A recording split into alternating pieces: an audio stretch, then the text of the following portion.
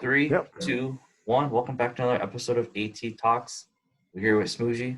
Lyle might join us, and Andrew S. might join us mid conversation. We'll find out. But this is topic 4, things I wish I knew when I started. So if you could quickly introduce yourself and tell the world where you're in and what setting you're in, like what state you live, and then we'll go into the topic. Yeah. So my name is Mike. I am a athletic trainer. I've been doing this since 2009. Currently in the collegiate setting in California. But yeah, so the NCAA Division II is where I'm at. You want to put a plug in for looking for a job or looking to hire? Oh yeah. So we are still looking for a third athletic trainer. So it is with Academy of Art, and we are still looking for another athletic trainer. So if you're looking for a job right now, like right this instant, we would like some previous experience, you're more than welcome to apply. And then obviously, it's kind of around that weird time where it's like people are also looking for positions for next year too in the next coming months. So, but you're obviously still welcome to apply. But if we find a candidate before then, great. But we're also not going to force the issue either. But we do have an opening that just reopened back up in the past couple of weeks. So All right. we're looking for So, somebody if you're interested. Just so give if me a you could shout. go back to 2009, what are some things you would tell yourself? Oh man, I would say when it came to looking at grad schools. So in 2009, you get certified. So I did graduate school at Auburn University. So I actually worked for the military. Um, I would say that don't always depend on only the people at your school to help you network in finding positions. Reach out and branch out. So a lot of times those junior and senior years, you can go and meet other professors and other clinical coordinators and department heads at multiple schools within your district. I would highly recommend to start reaching out to them earlier rather than later, because the only thing that's going to happen is going to open up your doors. And for me, if I was at that point and I had a student that was extremely open, was really outgoing, but also very professional and is also looking for other positions, for me, that speaks volumes, because it's like, okay, I can probably put my neck out for this individual if we could talk a little bit more, just because of the fact that I know, if I were to hire them, right, that they're going to reach out to their coaches. They're going to reach out to the other staff to make sure that they can all kind of get on the same page and see, kind of go from there. You kind of want individuals that kind of take a little bit more initiative, just in our profession in general, because we just need things to be done. You can't wait for things to get done. So that's just a kind of like a personal trait that I prefer, that I kind of already did, but I wish I did more of that at that age. It's just reaching out to them, to other areas outside of your alma mater to network and stuff. Yeah, I agree that networking is extremely underrated because when you don't know anybody, you Yeah. cannot find the jobs. Yeah. We all want to work. You need to know people. This is the profession. You have Yeah. people to work in this profession, and everyone knows everybody. So if you know no one, Yeah. It you, doesn't matter how good your resume Mhm. is. It's like, well, I know this person personally, and this is, like, I know this is true about them and so forth. Abs- absolutely. I You agree know, 100%. yeah. Is there anything else you would tell yourself if you went back in time besides? Oh man. I would say I think it's more things that I found out later on, because I don't think there was anything that the profession itself could have really prepared you for, just because of the fact, like when you're going through undergrad, you're going through grad school, they tell you, it's like, look, just this is the stuff that might happen, and this is other things that might happen, but really preparing you for how to deal with like the coach athletic training relationship and with your administration, that's something that's like spoken about and we know, but you don't really go over, and you don't know how to handle every situation, right? So like stuff like that, I wish we got more about that at that time rather than later, because I feel like early on in the career, that would have benefited a lot of people that have issues speaking with the people in general. It could have helped them a lot with issues they may have had in the beginning and how to handle certain situations, right? I think that would have been one. And then another one is just like, just always remember you're not saving the world, right? So relax. Everything is going to be okay.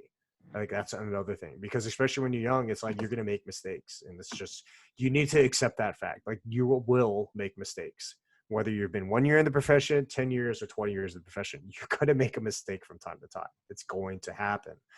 um you know just hopefully it's just like you missed like maybe one thing in an evaluation, or where it's not like it's super detrimental to like the athlete's health or anything like that, but there's like, oh, maybe we could have just done this better instead. So it's not necessarily like mistakes, it's just other perspectives and other ways you could have handled things or done things differently. Just But still, even then, it's like just don't hold it against yourself too much. It's just relax, breathe, like everything's going to be okay. Yeah, the last time we talked, you mentioned that with everybody else, like you're not saving the world.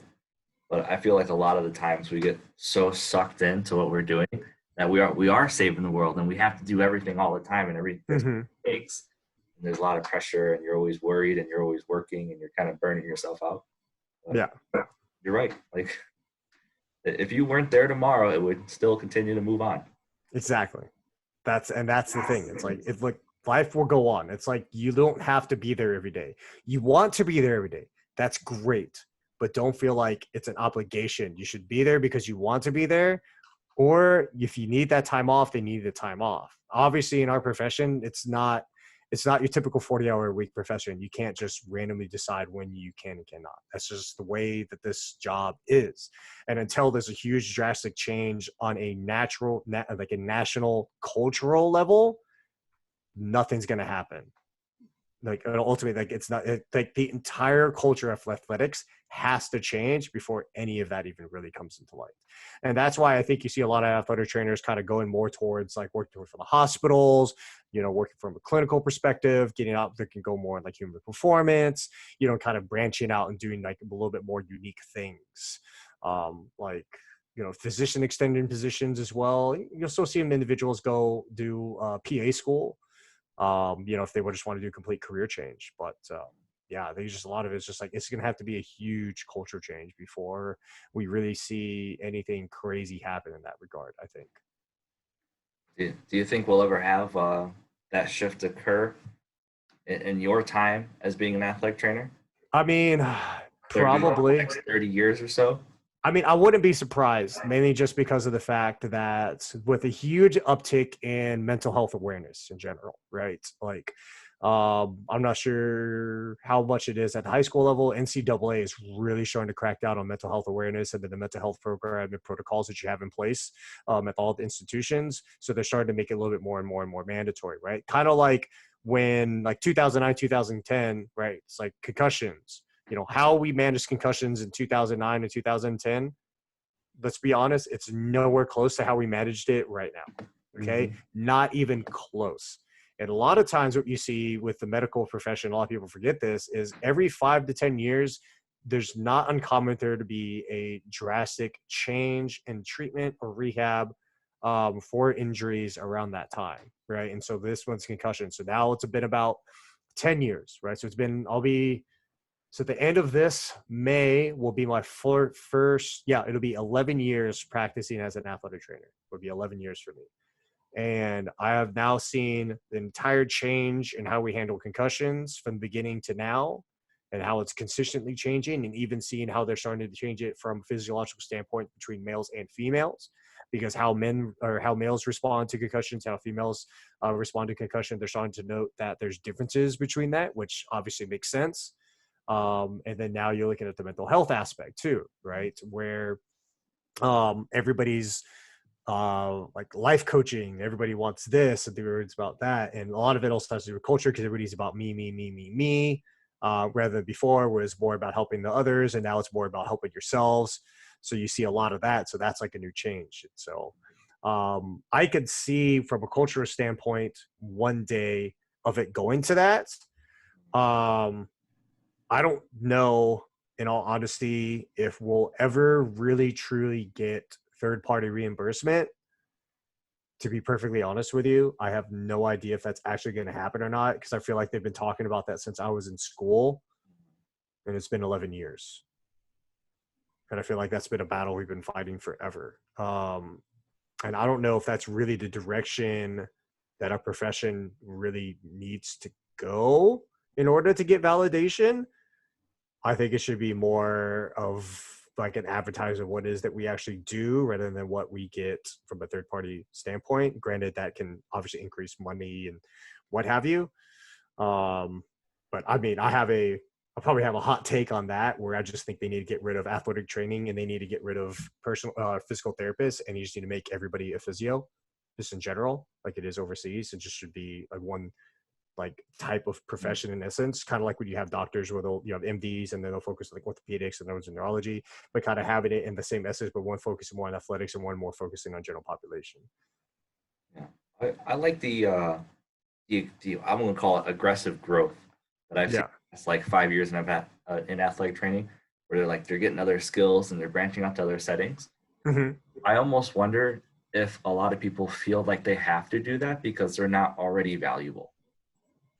Yeah, no, absolutely. Right. Because it's just like, oh, I have to do this to prove that like I'm really good at this. Or it's like, I have to do that. I have to do this. Right. Like, people, they'll have like 12 certifications.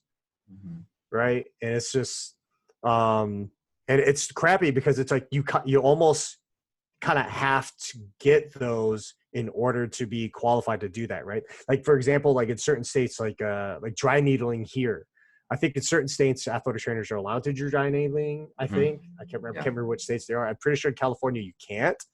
Right. So it's like I don't have that certification, and I'm not going to go and get that. Right. But then you've got instrument assisted, soft tissue mobilization. So you have to get some type of cert in order to do that now. Mm-hmm. Right. But even though we kind of already did all of that before this stuff all kind of happened, came around in the first place. Right. Yeah. So it's just kind of it's like people are just capitalizing on specific modalities that we kind of have to get like certified on and stuff. And so in order for people to kind of feel more of a human performance model, they have to go and get all these more reputable certifications to make them seem more desirable. Right. Like, and this is completely notorious at the NCAA level. And I don't understand why, as a profession, we look down on so many other secondary levels or just Division II or whatnot, because athletic training is still athletic training. It's like, unless I'm mistaken, if somebody tears their ACL, it doesn't matter whether they're 12, 22, Division I, Division II, or Division III. The rehab protocol is still going to be relatively the same. Yeah. So I was like, I'm really confused as to why somebody that works at a high school level can't rehab somebody at the collegiate level. It's because they don't have all the tools or all the fancy certifications. Like you'll look at posts and they'll sit there and be like, oh, you must have Graston 1 in order to, we really want somebody with Graston 1. It's just kind of like, you can just YouTube that, right, and figure it out. Like, it's not that hard to figure all of this stuff out. I never understood that on applications too, where it would be a college and say you need 3 years with women's basketball. Yeah. Does 3 years college women's basketball make you any more qualified than 3 years of athletic training in other sports? I mean, I can understand experience directly with that sport if that's the only sport they're going to work with. I can understand that, especially at a higher level. I understand that. Now, does that mean that that person is automatically going to be better than the other person? No, absolutely not. But it does give them an advantage of having familiarity with that sport and what the expectations are with the coaching staff and athletes of that caliber of level, depending on who's asking. But at the same time, it's like if you've worked with basketball extensively, I think that's the point, right? Take, for example, if we talk about like software engineers and computer software engineers and the tech world, like here in SF, right? So a lot of them, they're kind of going away from degrees. Like Google doesn't really care if you have a degree now. They've kind of like gained your degree. They're like, they want to know how good you are at coding, what's the type of work that you've done, and this, and this. They don't really care about your degree, right? Or whatever certifications. They care about the work that you actually do. So, and a lot of times they kind of put that on there just to kind of like push people away from applying. that feel like they're not adequate, because if they don't feel confident in doing that and even applying for that role, they're probably not going to be successful in that role in the first place either. That's another thing, right? Like with collegiate athletics, you kind of have to be, athletes are extremely confident, overly cocky in general. And so even as athletic trainers and people in that, right, that area, you kind of have to have someone almost the same type of mindset in order to not necessarily fit in, but in order to just kind of like to, yeah, pretty much kind of like to fit in to an extent. Because Mm-hmm. like I have confidence, and you kind of have to show that for the athletes. For them, it just shows them to buy in a little bit more, because Mm-hmm. they're kind of also at that same type of level, right? So for them, they can relate more to it than anything else. Mm-hmm. But I'm also like super chill and laid back, so it's like, Yeah. athletes will say something and I'll look at them, I'll just give them really, like really, you're gonna say that, and they're like, all right, sorry, I'm like, Yeah, okay, thank it's a dynamic you. thing. You walk Yeah, the so line depending on the individual you're with, and yeah, exactly, right? Like how somebody personality molds. responds, yeah, like how somebody Mhm. responds here is not going to be how they're going to respond. Like I can't do the same thing with every single person. Not everybody's going to respond to it, right? Yeah. So So you quickly mentioned mental health earlier. I think yes, a lot of athletic trainers are afraid to have those discussions with their athletes, and they would much rather refer and hope someone else helps them than yeah, do that in house, yes, which I understand, but I think we should be more willing to step up to the plate and swing the bat as well. I'm fine with that. But the question is, how much how much learning do we do that in school? Mm-hmm. How qualified are we to help individuals through those types of things? Because at the end of the day, when we talk about mental health, it's not about, we can help people deal with stress. I think that's Mm-hmm. perfectly fine. And honestly, that's about right now. I think that's probably about the extent of what most of us can be able to do, is just help you deal with stress. But as far as figuring out triggers, emotional triggers, or athletic triggers, or mental and emotional triggers, and being able to determine, identify those, and then putting plans into place in order to help them through the things that are actually triggering them in the first place, through whether it's through depression, through anxiety, through the anxiety attacks, or all those types of things. Like it's different having an idea and then actually putting a plan into place, right? It'd Mm-hmm. be like, you get your ACL, and you know that you do exercises during ACL, but you've no idea what the hell's going on during the entire program, like for the entire protocol, right? Um, Now, as we are the first person that the athletes talk to, right, they feel like they can confide in us. Mm-hmm. And I think as a profession, we're inadequate to deal with it. Just hands down, we're completely I agree, inadequate to deal with it. 100%. And I think that's something that needs to be addressed more, from the ground up, from the basic level, for these upcoming athletic trainers, hands down. Um, and it's something that even me, like right now, like that's something that I'm trying to look at too, is like, okay, how else can I help these individuals in terms of, from a mental health aspect, right? Because believe it or not, even though the NCAA is saying for these recommendations for your mental health institutions and what you need to have in place for all of your athletes, some schools don't have that. Some schools, Okay. even with athletics, don't even have counselors on staff. Which, in all honesty, considering how so happy this country is now, even more than ever, is baffling. It's absolutely baffling that not even the school has a counseling, like even a counselor on staff. Mhm. So, I think our profession, we can, because overall it's about human performance and wellness, and that's technically that's a realm of it, so we could spin it off to that. So from a legality standpoint, we could win that battle, I think. And I think we would have to get that side of the spectrum kind of on our side, and how else we could help them and put it in that light, rather than trying to take their jobs type thing.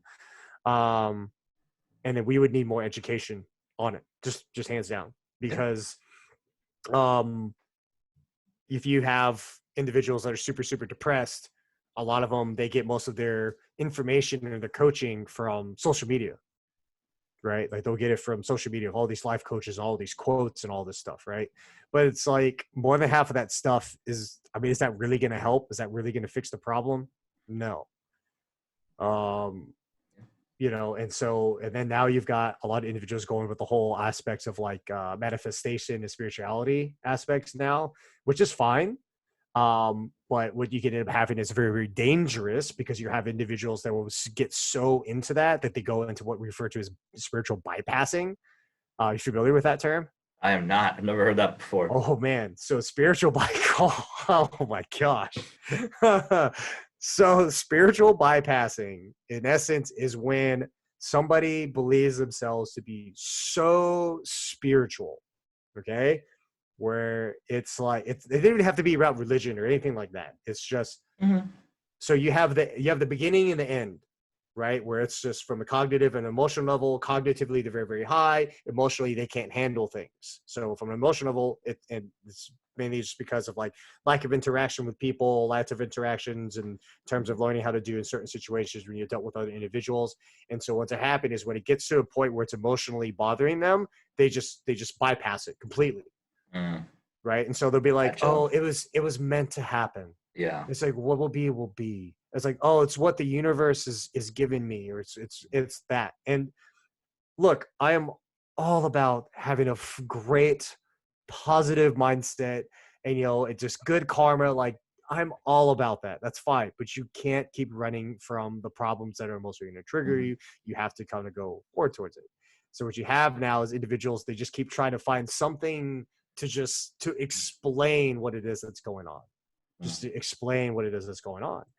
And so when it comes to like mental health, because there's such a lack of resources for individuals in general, people have to turn somewhere. And so what you're having is a lot of individuals. That's why I think you have this huge resurgence of like the spirituality side rather than the pure religious side, because, we kind of had probably like a negative connotation extent to religion in general, just because there's, some fanatical individuals.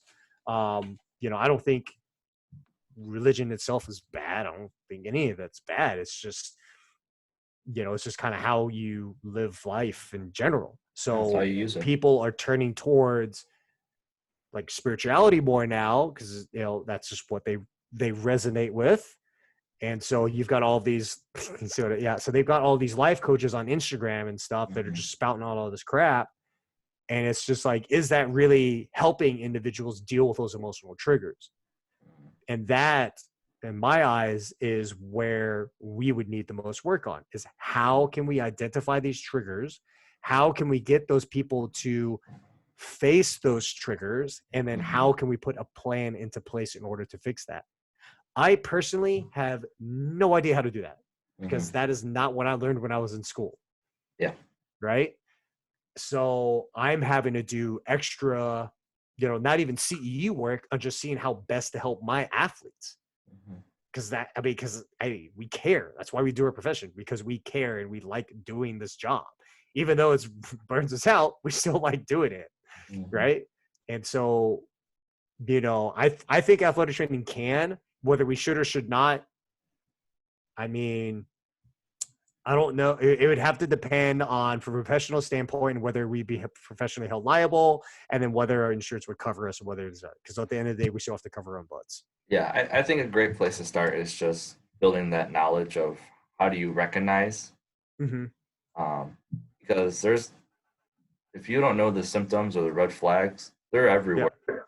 And then stuff happens. But if you can just get that basic education, you go, hey, something's bothering Tom. Something's not right with Tom. Tom's not doing what he normally does. Let's go see if he needs help, or if we can refer him somewhere to a counselor. Or if you're at a big school, maybe you have a sports psychologist on staff. Yeah. Maybe, probably not, but maybe. Or just rolling. But if depends how much money you got in your school. Yeah. But if you don't even know how to recognize that stuff, then you're gonna miss everything. Yeah. And we can definitely do better there. Yeah, for sure. And then you still got the whole aspect of where if they do confide in you, it's like a lot of times you can't tell the coach or anybody else involved because they don't want you to. Yeah. So you're the only one that knows. So what do you do? What do you do? Yeah. Right. So it's like, you obviously have to respect the wishes of your athlete, because as your patient in essence. So it's, I mean, there you go. And so when it comes to like mental health, it's gonna grow, and it's just gonna grow. It's become more of a problem. I think a lot of it actually too does have to do with this day and age as well, just in general, why we're having so many issues with this. I was talking to some of my colleagues and some of coaches, and I was just telling them, it's like I feel like either one, we didn't have these issues as much as we did before, or we just didn't recognize them, but probably a combination of the two. But what I have found is in this current generation of athletes that are coming up is a lot of them can't deal with stress very well, or they have major issues, like just from an emotional aspects and triggers of dealing with social interaction in general. Like a lot of people are just have a really hard time doing that. And I wonder if it's because of the fact of they have a lack of social interaction. Because when you talk about intellectual, being intellectual and working on wisdom and just working on your intellectual capacity, a lot of it has to do with social interaction with other human beings and talking and what have you. But talking via text message or Twitter or social media, you don't see the nuanced nonverbal Mm-hmm. communication Yes. that you would normally have by interacting with an actual human And, being. and that's why we have these talks. Because Yeah. like in athletic training on Twitter, we're doing such a terrible job at collaborating and being positive in 180 characters. Yeah. Just attack each other when we like Yeah. each other. All Yeah. the athletic trainers I talk to, I go, Hold on, are we talking about the towel debate? Are we talking about the towel no, debate? just anything. It doesn't matter. It can be anything. Yeah, I think athletes are just Yeah. today. They start with a bad hand because if you look at social media, like if you pull up Instagram, everyone looks good on Instagram. All the photos look good on Instagram. Everyone's house looks nice. Like everything is so perfect. And then you look at yourself and you're like, not everything's perfect with me. So there must be something wrong. Yeah. Like you'll see people's Twitter pictures and you're like, wow, that's a beautiful person. And then you meet them in public and you're like, you're the same person. Like you look completely different in your profile picture. Yeah. Same with Facebook, Instagram. Yeah, exactly. Yeah. And so I just think a lot of the people are just they don't get that social interaction that they used to. And in so doing, you get just like there's a difference between being an awkward individual and just like incapability to have social interaction and recognize nonverbal cues. Like that's my main only thing about it. Yeah. And so yeah, it's like I think even just from starting the profession to now, it's it's just a different athlete. And so it's just trying to find ways to connect, trying to find ways to reach them and get them to buy in, and kind of going from there. So for me, it's really easy to change mindset and trying to understand individuals from a mental standpoint to make sure to see if we can connect. I think it's really, really important. So it's very easy for me to do that. And so I don't have too many issues, but I'm noticing coaches in general are having a very, very tough time connecting with this current generation of athletes because it's nothing like what they were doing when they were athletes. You're not going to get the athletes that are just always yes, sir, yes, ma'am, no questions asked, do what you're told. That's the end of story. You're not going to get too many athletes that are like that. Is it nice to have that? Sure. But everybody now is so much of a focus on like as an individual and individual growth that it's like, what can you do for me more than anything else nowadays? Nowadays, it's like, okay, as like, if I'm going to go there, what can you do for me? Like, that's the most important thing. What are you going to do for me? How are you going to make me better? Yada, yada, yada. That's what a lot of individuals in general are just kind of like looking at more than anything else. I mean, that's just what I think, just from the I agree perspective of what I've seen. 100%. So